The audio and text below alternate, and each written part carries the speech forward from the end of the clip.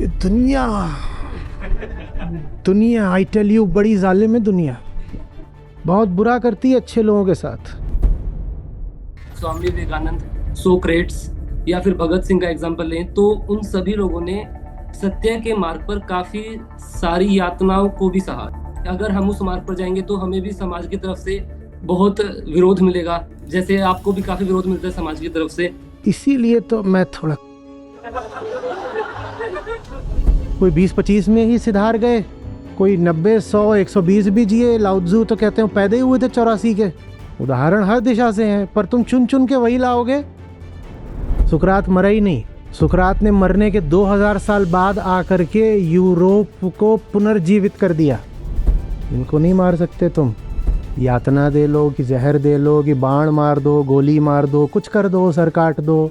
ये ऐसे हैं कि मर के नहीं मरते, और हम ऐसे हैं कि जिंदा होके नहीं जीते। भूत प्रेत टाइप बात हो रही है क्या? हमारे गांव में भी होता था।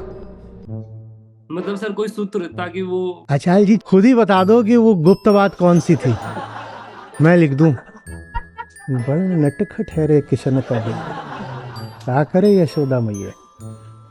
लोग जैसे हैं, जिसको जो पसंद है, तो भाषा भी वैसी रखनी पड़ती है, मजे दिलाने पड़ते हैं। मजा आया नहीं आया?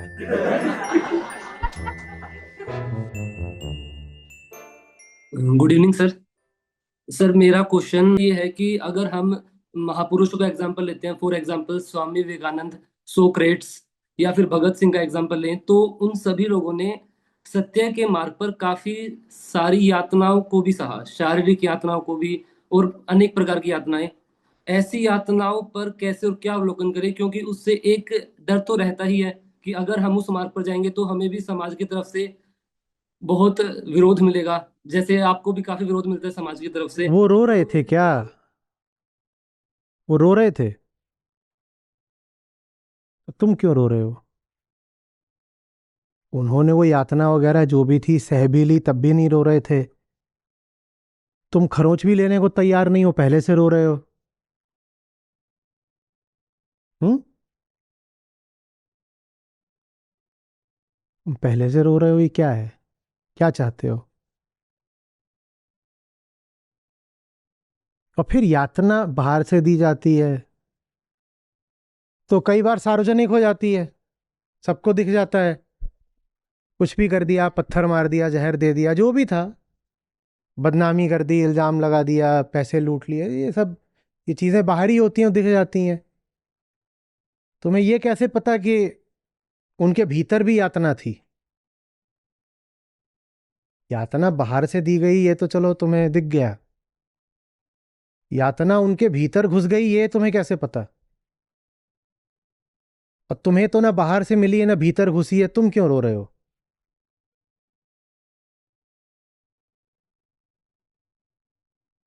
उनको हो सकता है बाहर से मिली हो, और हमें तो ऐसा लगता नहीं कि उनके भीतर कोई असर पड़ा था।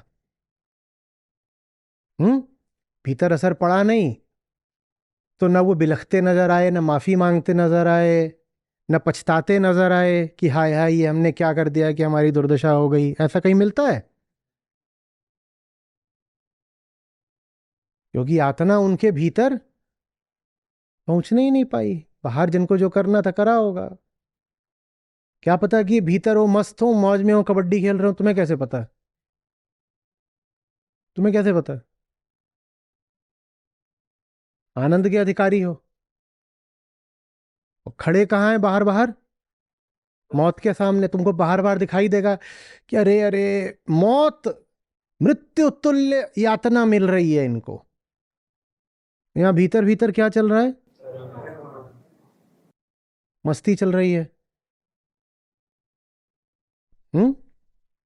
तुम दूर से ही बैठकर कांपे जा रहे हो कि अरे रे रे, बड़ा गलत हो गया बेचारे बच्चे के साथ, इतना बड़ा भैंसा, अब इसको कहीं का नहीं छोड़ेगा। जिसके सामने खड़ा है वो तो है आनंद में, और जो दूर से ही देखकर कपा जा रहा है वो कह रहा है मेरा क्या होगा। मैं क्या जवाब दूं?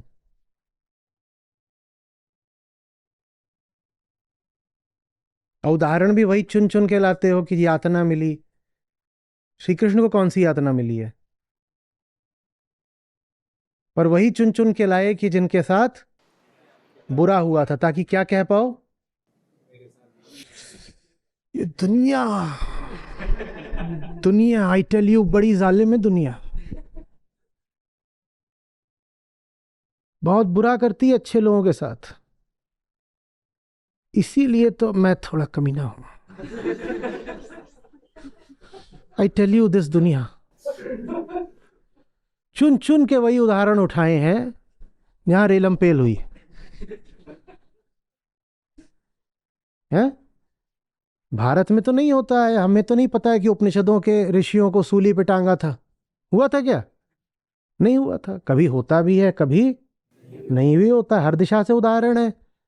कोई 20-25 में ही सिधार गए, कोई 90-100-120 भी जिए। लाउत्जू तो कहते हैं पैदा ही हुए थे 84 के। जीना तो छोड़ दो। तो उदाहरण तो हर दिशा से हैं, उदाहरण हर दिशा से हैं, पर तुम चुन चुन के वही लाओगे जहां ये हो जाए। आई टेल यू दिस दुनिया वेरी जालिम।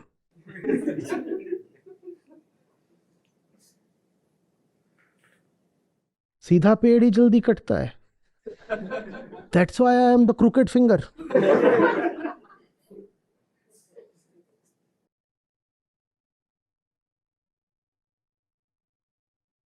दुनिया कुछ नहीं कर सकती।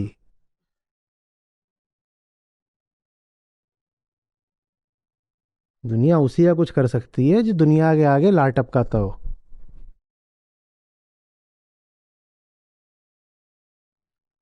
तुम जिनका नाम ले रहे हो, दुनिया उनका कुछ नहीं कर सकती, कुछ नहीं कर सकती।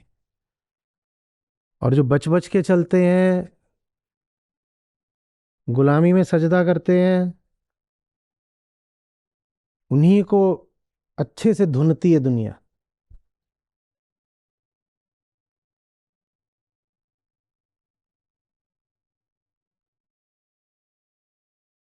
सच को थोड़ी तोड़ सकती है दुनिया।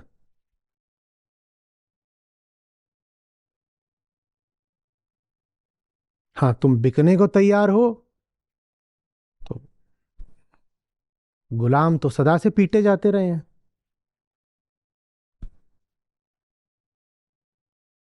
दुनिया को क्यों देश देते हो? सीधे बोलो ना, मैं बिकने को तैयार हूं इसलिए पीटा जाता हूं।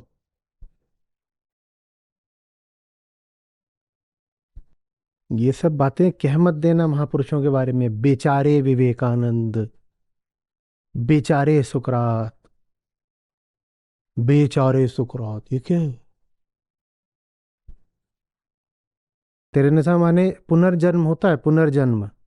जानते हो रेनेसा माने किसका पुनर्जन्म? सुकरात रिसरेक्टेड। आज जो तुम यूरोप में वैचारिक और तकनीकी प्रगति देख रहे हो, ये सुकरात का ही पुनर्जन्म है। उसी का नाम था रेनेसा। हम्म। रोमन्स छा गए थे ना ग्रीस पर। रोम माने इटली। रेनेसा इटली में शुरू हुआ था। इटली में एक सज्जन थे जिन्होंने कहा ये सब जो अभी चल रहा है लोक धर्म पूरा, उसको बोलते डार्क एजेस, काला मध्य युग, जहां पर बिलीफ को, विश्वास को, आस्था को ही फिलॉसफी मान लिया गया था, थियोलॉजी को ही दर्शन मान लिया गया था। तो एक रोमन खड़ा हुआ, उसने कहा ये नहीं हो सकता, ये सब जो इधर उधर की बातें हैं, ये जो इन तथाकथित धार्मिक लोगों ने फैला रखी हैं। तो उसने कहा मैं कहाँ से पाऊं सच्चाई? तो उसने कहा मैं वापस जाऊंगा अपने दार्शनिकों के पास। तो वो 2000 साल पीछे गया और जो ग्रीक दार्शनिक थे उनको खोज कर लाया। और इटली में ही हो सकता था क्योंकि ग्रीस का नाता रोम से बड़े नजदीक का रहा है। वहां से फिर रेनेसां शुरू होता है। बेचारा सुकरात, बेचारा सुकरात। सुकरात मरा ही नहीं। सुकरात ने मरने के 2000 साल बाद आकर के यूरोप को पुनर्जीवित कर दिया।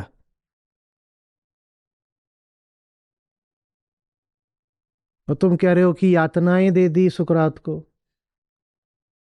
सुकरात नहीं मरते।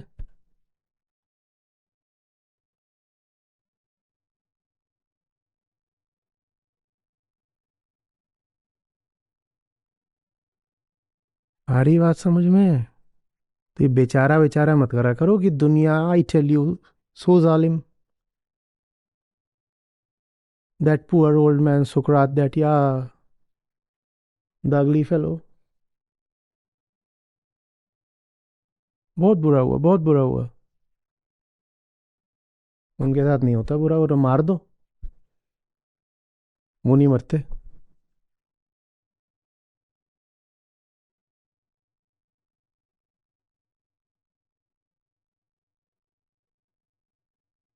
हमारे यहाँ तो कृष्ण बता ही गए हैं कि बेटा मैं नहीं जाता कहीं, जाता तो तू भी कहीं नहीं, पर तू प्रकृति का बच्चा है तो तू भूल जाता है बार बार, मैं आत्मा हूं,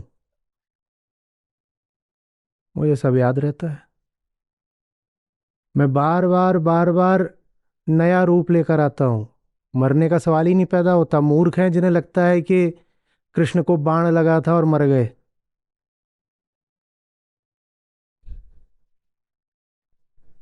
कृष्ण मर गए।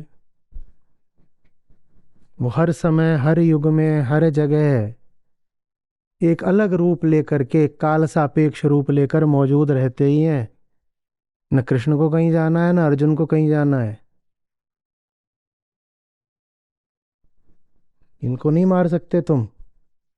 यातना दे लो कि जहर दे लो कि बाण मार दो, गोली मार दो, कुछ कर दो, सर काट दो, ये नहीं मरते।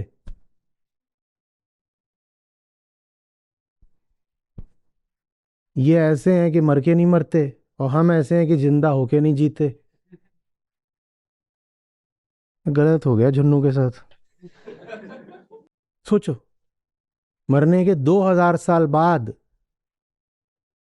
ग्रीस मात्र में नहीं, पूरे यूरोप में सुकरात खड़े हो गए। लो, कैसे मार दोगे सत्य को?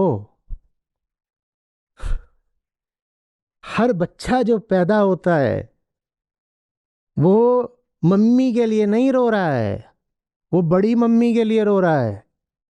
उसे सत्य चाहिए। सत्य कैसे मर जाएगा जब तक एक भी बच्चा पैदा हो रहा है? और चाहे वो इंसान का हो, और चाहे जानवर का हो, और चाहे एक रेत का कण हो, सबके सब गतिशील है ना। सारी गति ही अगति में पहुंचने के लिए है। जब तक अगति है, सत्य है। और सारी गति रो ही रही है, चिल्ला ही रही है, यात्रा ही कर रही है अगति को पाने के लिए, विश्राम को पाने के लिए। उसी विश्राम को तो सत्य बोलते हैं। सब चल इसीलिए रहा है कि किसी की गोद में जाकर के अंततः ठहर सके। जब तक कुछ भी चल रहा है सत्य है।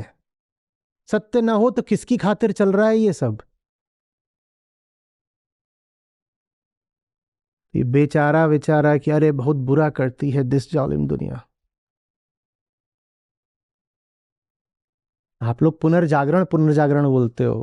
पुनर्जागरण नहीं है, उसका असली अर्थ था पुनर्जन्म। तो फिर ये भी उठता है सवाल किसका? अब ऐसा नहीं है कि इन particular Socrates, not Socrates in particular, but Socrates is a very legitimate and deserving representative of the one who took rebirth in the Renaissance.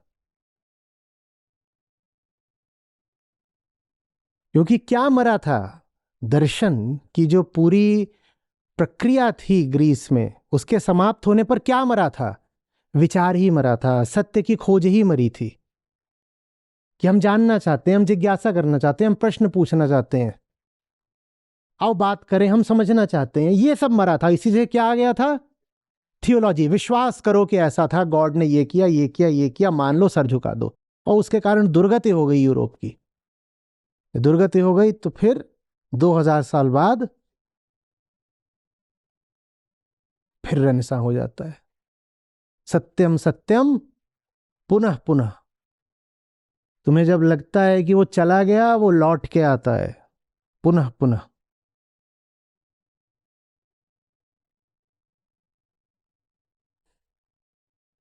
कुछ भूत प्रेत टाइप बात हो रही है क्या? हमारे गांव में भी होता था है? पूरब की कुटिया वाली ताई जब मरी है, उसके बाद आसपास सबका कहना था लाउट लाउट आती है, तो भग गया। बताओ, को तो मुझी से यातना मिल गई।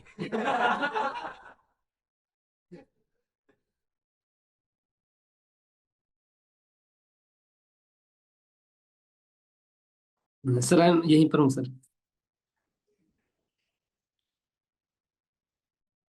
भागना भी मत। है और कुछ? सर एक और छोटा सा क्वेश्चन था मेरा, जब आप अवलोकन की बात कर रहे थे कि आप जो अवलोकन हमारे पढ़ते हैं, तो आपने बताया कि हर सेशन में जो आप पिन पॉइंट आप एक बात बताते हैं वो आपको कहीं देखने को नहीं मिलती। तो मतलब थोड़ा सा उससे मुझे फोमो हुआ, मतलब वो क्या बात है थोड़ा सा।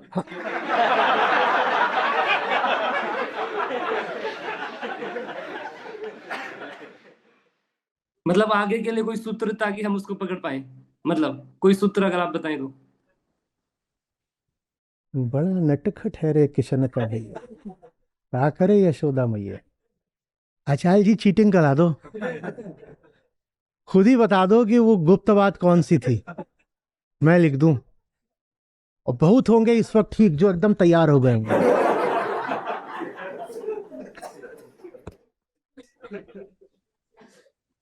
गुप्त बात बता दो। मतलब सर कोई सूत्र ताकि वो बात हम मिस ना कर पाए फ्यूचर में। सूत्र क्या है? रिकॉर्डिंग है, देख लो कि बोला क्या है और लिखा क्या है और छोड़ा क्या है। ए माइनस बी बराबर सी, ए जो बोला, सी जो लिखा, तो बी है जो छोड़ रखा है बेटा।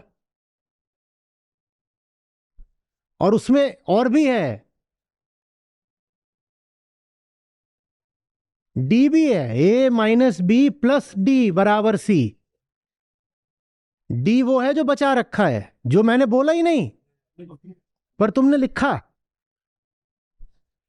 आचार्य जी कुछ हमारे भी मन की बात अपने मुख से बोल दीजिए। सूत्र मिल गया?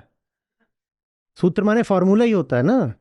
तो A minus B plus D equal C, बढ़िया है ना फॉर्मूला। नाइंसाफी तो मैं करते ही नहीं। चलो। Thank you sir. नमस्ते आचार्य जी। नचिकेता जैसे जो ऊंचे लोग हैं उनके उनको आप शत शत नमन तो करेंगे, वो शुरुआत है, वो अंत नहीं होना चाहिए।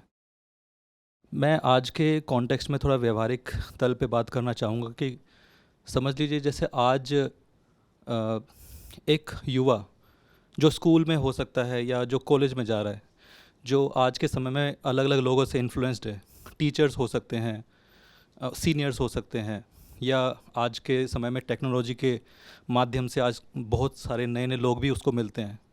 कैसे वो समझे कि ये ऊंचे लोग हैं? अच्छा सवाल है। दो को देखना पड़ेगा, और यही दो देखने से हम चूक जाते हैं। सामने टेक्नोलॉजी की बात करें अगर, सामने स्क्रीन होती है और इधर आंखें होती हैं। उधर स्क्रीन है, इधर आंखें हैं। ना हम ये देख रहे हैं कि स्क्रीन के पीछे कौन है, ना हम इधर देख रहे हैं कि आंखों के पीछे कौन है। ये है गड़बड़। जब भी कुछ आपको दिखाया जा रहा हो तो याद रखिएगा वो कैमरे के सामने था इसलिए आपको दिखा। ये भी पूछिएगा कैमरे के पीछे कौन था। दिखाने वाला कौन है। और भूलिएगा नहीं कि अक्सर जो दिखा रहा होता है वो कैमरे में नजर नहीं आता। कैमरे की प्रकृति ही ऐसी है कि कैमरे का मालिक कभी कैमरे में नजर नहीं आएगा। दिखा कौन रहा है, दिखा कौन रहा है। आपको तो उतना ही दिख रहा है जितना कैमरे के सामने था। कैमरे के पीछे कौन था।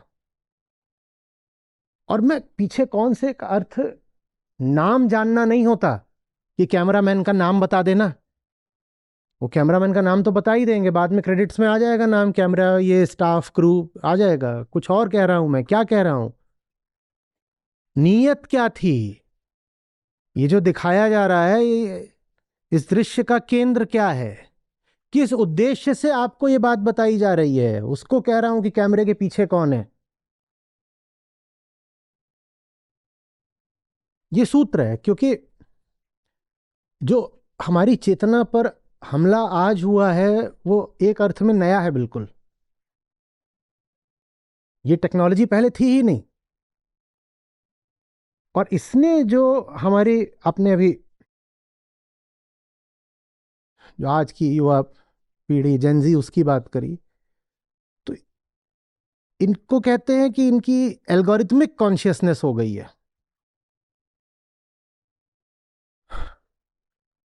इनकी चेतना ही वो हो गई है जिसे एल्गोरिदम ने बनाया है। हाँ। क्यों? क्योंकि आंखें बहुत पुरानी हैं और टेक्नोलॉजी बहुत नई है। आंखों के ऊपर इस तरीके का हमला पहले कभी हुआ ही नहीं इतिहास में। आप जंगल में थे, आपके ऊपर शेर कूद रहा था, तो शेर के पीछे थोड़ी कोई था। आंखों का प्रशिक्षण है कि जो आपके ऊपर कूद रहा है उसको देख लो और हो सके तो प्राण रक्षा कर लो। आपके ऊपर शेर कूद रहा है, आंखें तो जंगल से आ रही है ना, बहुत पुरानी है आंखें, करोड़ों साल पुरानी है आंखें।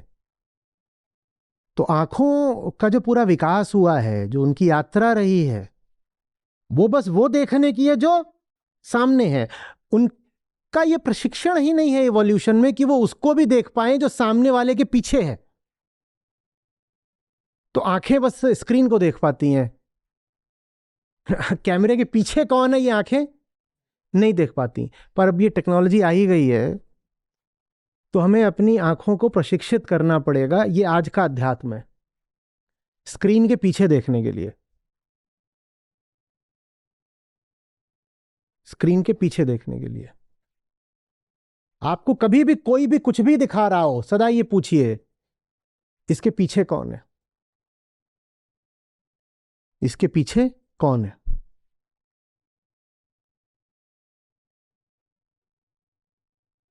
और उसको देख करके भीतर पसंद नापसंद घृणा प्यार जो भी उठ रहा हो आप में, उससे भी पूछिए कि तेरे पीछे कौन है। कहीं तेरे पीछे वही तो नहीं है जो कैमरे के पीछे है। क्योंकि कॉन्शियसनेस ही एल्गोरिथमिक हो गई है। जो कैमरे के पीछे है वो वही है जो एल्गोरिदम को मैनिपुलेट कर रहा है। ये एल्गोरिदम बना रहा है ताकि आपको पकड़ सके। और वही कहीं इतना सफल तो नहीं हो गया है कि वो मेरे ही अंदर आकर बैठ गया है।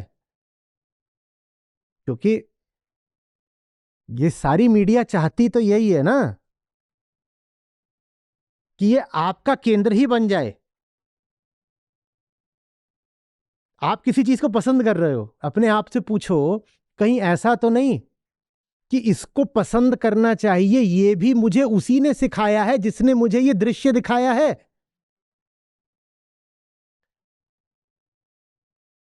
एक टीवी एंकर है, वो आपको कुछ दिखा रहा है और आपको नफरत पैदा हो रही है वो देखने से। अपने आप से पूछिए कि ये नफरत करना भी कहीं मुझे इसी एंकर ने तो नहीं सिखाया। मेरी नफरत के पीछे कौन है? उस दृश्य के पीछे जो है, बहुत संभावना है कि आपकी जो प्रतिक्रिया उठ रही है, पसंद नापसंद जो भी वो वहां से उठ करके पीछे पीछे से ऐसे घूम के वो आपके पीछे भी बैठा हुआ है, वही देख रहा है, वही दिखा रहा है। इसको बोलते हैं एल्गोरिदमिक कॉन्शियसनेस। दृश्य और दृष्टा दोनों पर किसका कब्जा हो गया है? दृश्य दिखाने वाला भी कौन है और देखने वाला भी कौन है? अब वो दिखाने वाला एल्गोरिदम है, ये चीज हम नहीं बदल सकते, पर कम से कम देखने वाला एल्गोरिदमिक ना हो जाए, इस पर हमारा चुनाव होना चाहिए। और अपने आप को बचा के आप तभी रख पाओगे जब निगाह ऐसी पैनी हो कि स्क्रीन फाड़ जाए। स्क्रीन फाड़ना सीखो, घुस जाओ।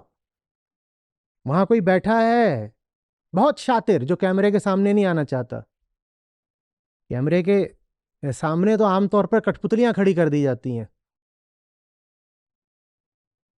वहां तो जो भी कोई आपसे कुछ भी बोल रहा है, वो इसलिए थोड़ी बोल रहा है कि उसको बोलना है, वो इसलिए बोल रहा है क्योंकि उसके पीछे कुछ और चल रहा है। वो आपको जो भी बता रहा है वो बात नहीं है जो बताने वाली है उसकी, वो कुछ और बताना चाहता है।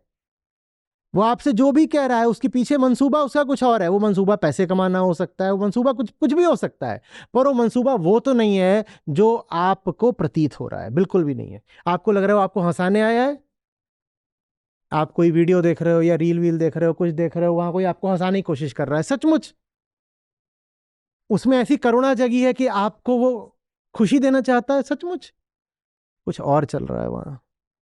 और क्या चल रहा है ये आप देखोगे नहीं, आप बस दांत फाड़ना शुरू कर दोगे। देखो ये आ गया, मेरा फेवरेट है, मैं हंस रहा हूं। पॉज, पॉज बटन की बहुत अहमियत है। पॉज दबाओ, पॉज दबाओ, रुको और पूछो इसके पीछे को।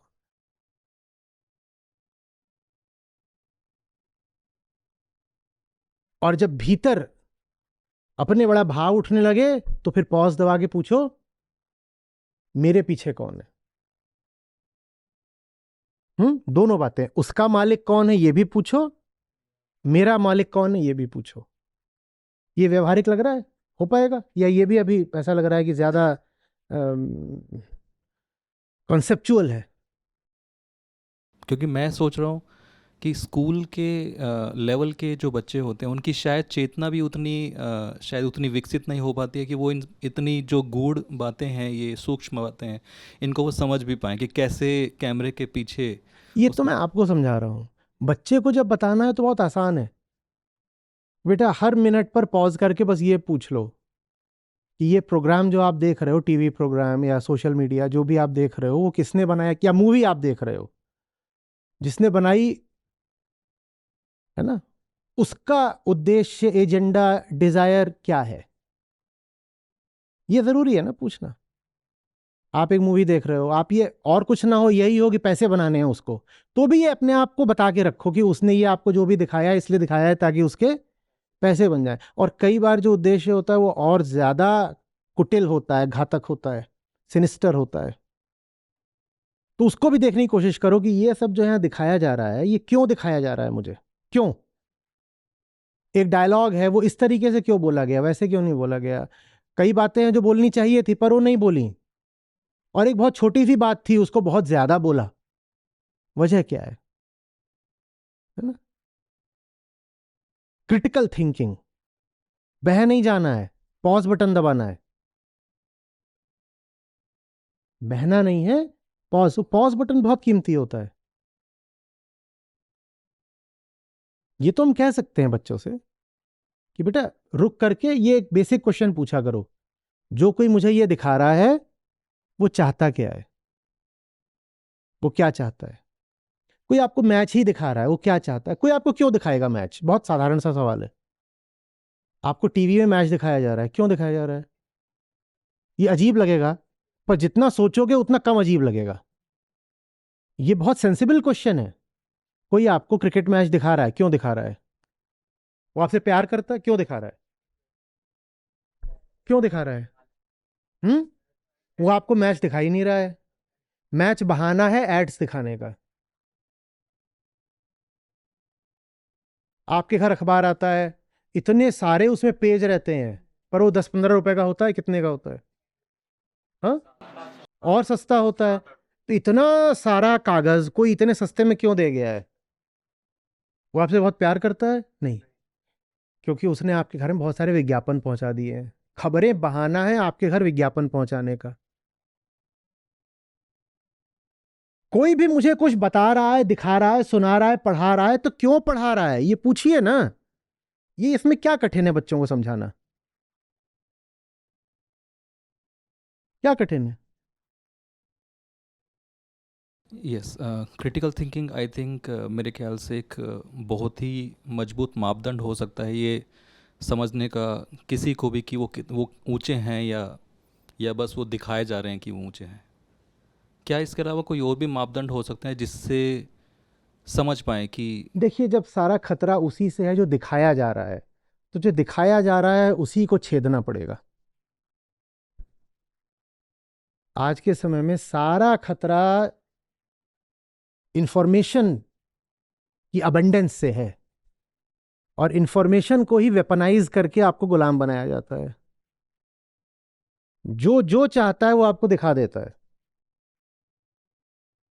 आपको पूछना पड़ेगा, इतने तरीके के एडिटिंग टूल्स आते ही क्यों हैं? क्यों आते हैं बताओ ना। वरना बहुत आसान होता है, चलो दिखाना भी है तो जो है सो है, रिकॉर्ड करो दिखा दो। इतने तरह के एडिटिंग टूल्स क्यों आते हैं? क्यों आते हैं? ताकि वो दिखाया जा सके जो हम दिखाना चाहते हैं।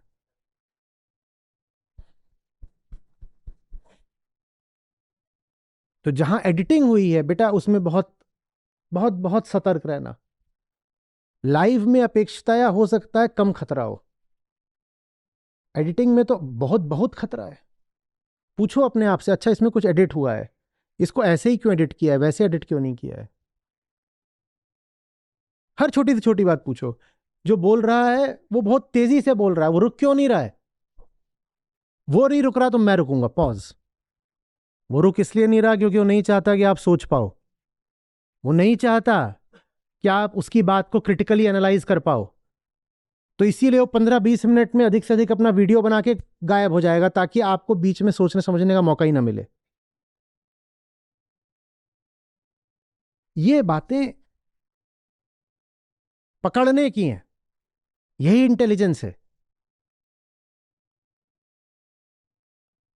एक डम्ब रिसीवर मत बनो। जो भी इंफॉर्मेशन आ रही है उसके साथ एक क्रिटिकल एंगेजमेंट रखना है, डम्ब रिसेप्शन नहीं। Dumb reception versus critical engagement. और जब जनता ऐसी हो जाती है कि वो मीडिया के साथ या इंफॉर्मेशन के साथ क्रिटिकली एंगेज कर पाती है, तो फिर जो इंफॉर्मेशन प्रोवाइडर होता है ना, वो भी थोड़ा सतर्क हो जाता है और जनता को हल्के में नहीं लेता। वो कहता है कि ज्यादा चालाकी करूंगा तो पकड़ा जाऊंगा, झूठ बोलूंगा तो पर्दाफाश हो जाएगा, तो जरा सीधे रहो, सच्चे रहो। लेकिन इसी के साथ में जो ये रील कल्चर चल रहा है उस वजह से ये साइंटिफिकली बातें भी चल रही हैं कि स्टूडेंट्स का अटेंशन स्पैन जो है वो काफ़ी कम हो गया है। और उस दौरान में जब आप कोई क्रिटिकल बात बताते हो तो ये भी ऑब्ज़र्व किया, मैं एक शिक्षक हूँ, तो मैंने ये ऑब्ज़र्व किया है कि स्टूडेंट्स बहुत ज़्यादा उस पर ध्यान नहीं देते हैं। स्टार्टिंग में they will catch but slowly they lose the main crux. नहीं, ऐसा मुझे नहीं लगता कि हुआ है। टेनिस के जो सबसे लंबे कुछ मैचेस हैं वो पिछले 5-10-20 साल में खेले गए हैं। जब टेनिस में फैब फोर खेलते थे, तो ये तो एक एक साधारण सी बात हो गई थी कि सेमीफाइनल और फाइनल 5 सेट तक जाएंगे ही जाएंगे और 4-5 घंटा चलेंगे ही चलेंगे। तो 4-5 घंटा दुनिया में मिलियंस देख रहे थे ना। अटेंशन स्पैन कहाँ कम हुआ है? रील्स आ गई हैं, तो ऐसे ऐसे अब पॉडकास्ट भी आते हैं जो 4-4 5-5 घंटा भी चलते हैं। 2-3 घंटा तो बहुत सारे चलते हैं। 2.5 घंटे के तो मैंने ही कई करे हैं। और वैसे ये सत्र शुरू हुए भी 4 घंटा बीत जाएगा।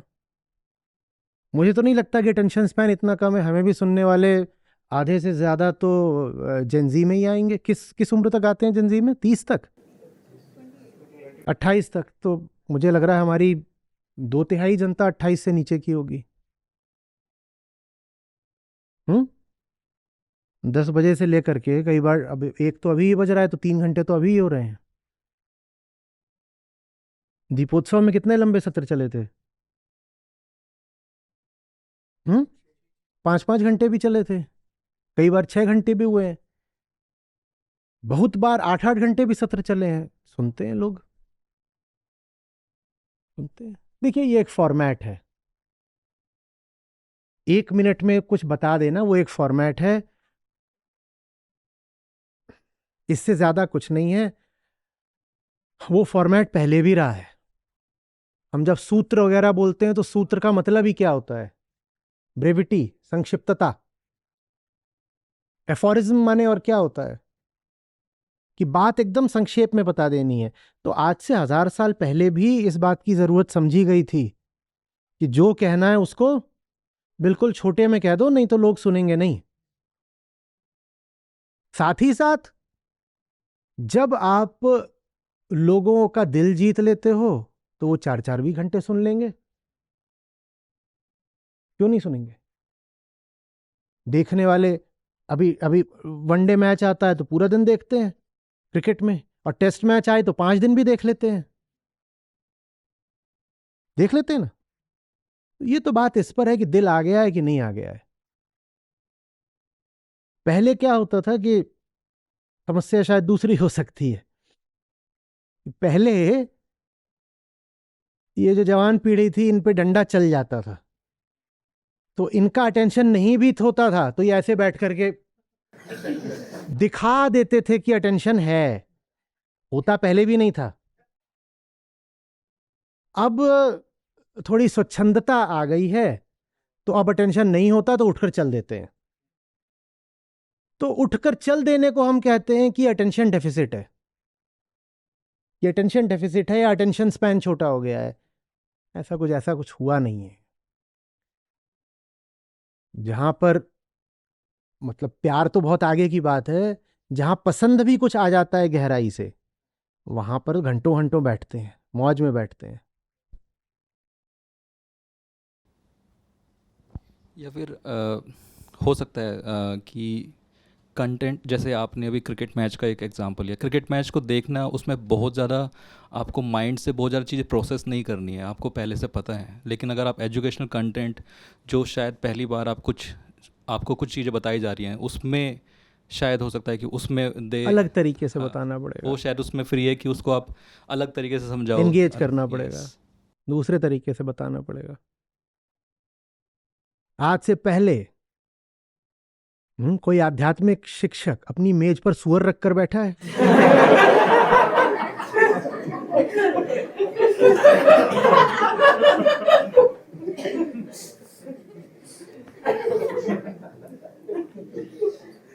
लोग जैसे हैं, जिसको जो पसंद है।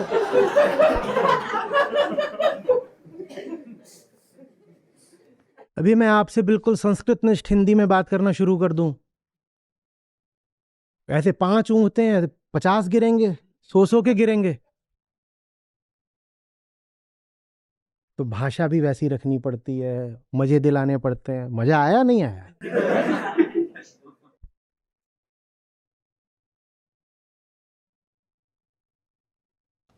Thank you sir.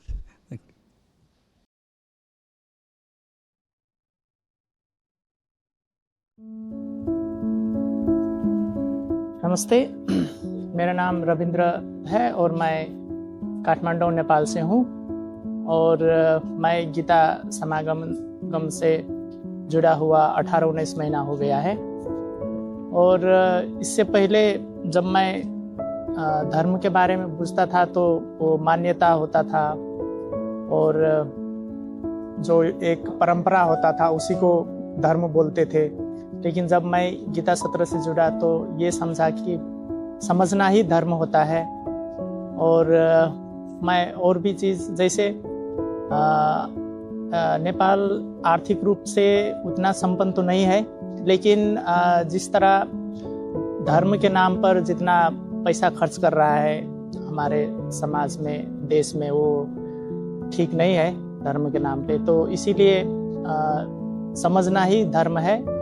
और इसीलिए मैं रिक्वेस्ट करना चाहूँगा कि फाउंडेशन से जुड़िए और सच में धर्म क्या है और अध्यात्म क्या है ये समझिए हम सब लोग। Thank you.